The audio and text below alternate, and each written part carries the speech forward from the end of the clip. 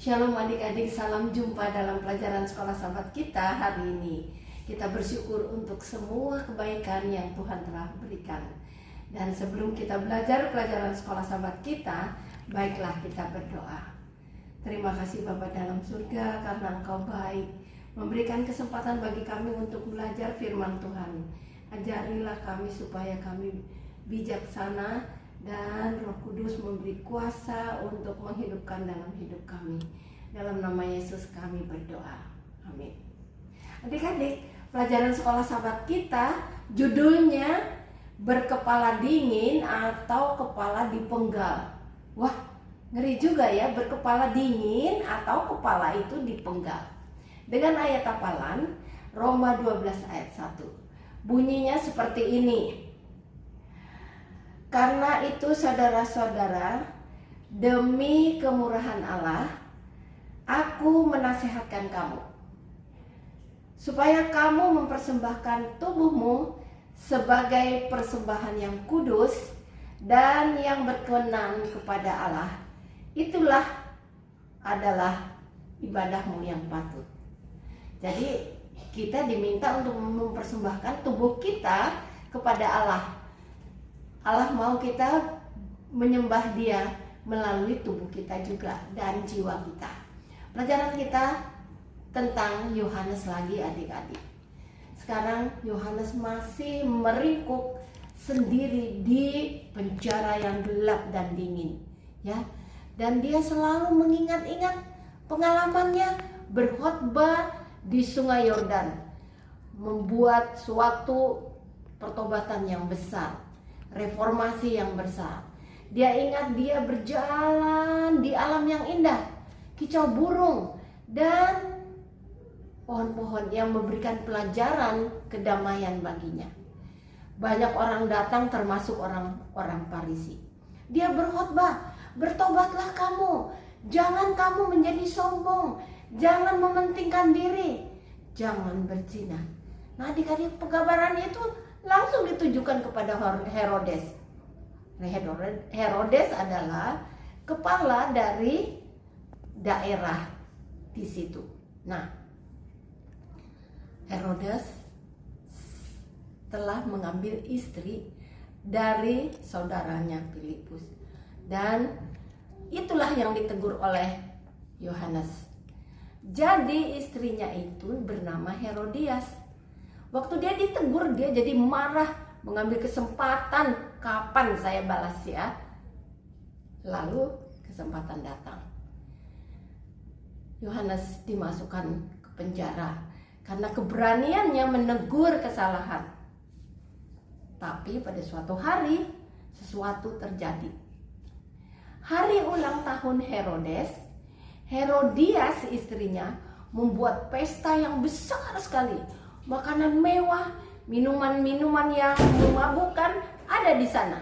Dan kamu tahu, setelah tamu-tamu terhormat itu dipanggil untuk datang, mereka sangat bersukacita.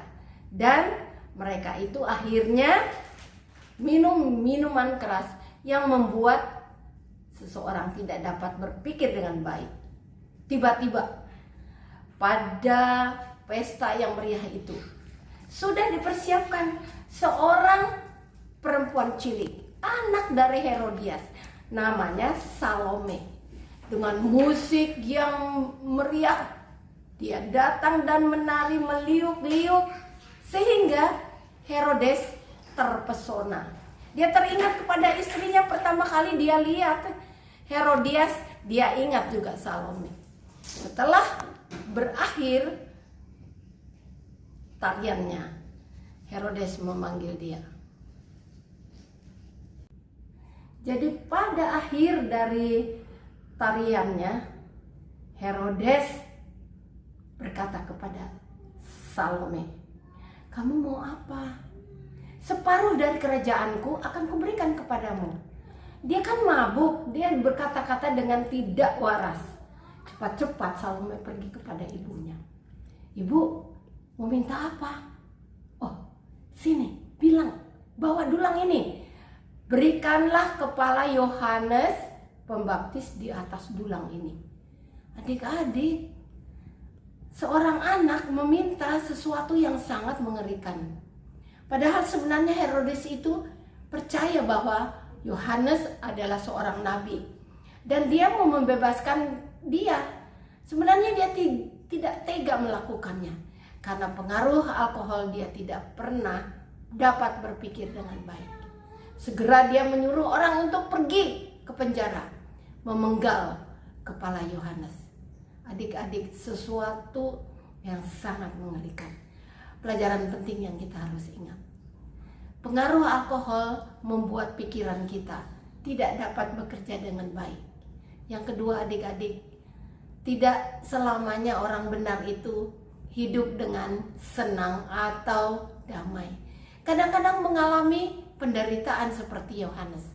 Tapi itu memberi pelajaran bagi kita.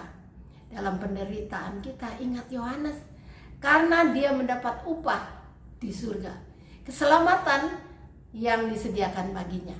Nah, ayat yang penting lagi yang perlu kamu ingat. Dalam Amsal 23 ayat 31. Jangan tertarik kepada anggur ya, walaupun merah warnanya dan buihnya membuat seseorang bergairah. Ingat, dia akan mematuk seperti ular biludak. Nah, adik-adik, cerita kita sampai sini dulu ya.